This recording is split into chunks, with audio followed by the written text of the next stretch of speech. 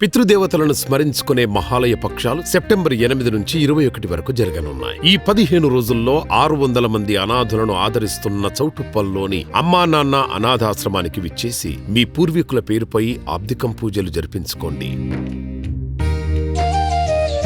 గతించిన పెద్దలను తలుచుకొని ఇక్కడ జీవిస్తున్న నా అంటూ ఎవరూ లేని అనాథులకు అన్నదానం చేసి పుణ్యలోకాలు ప్రాప్తించండి.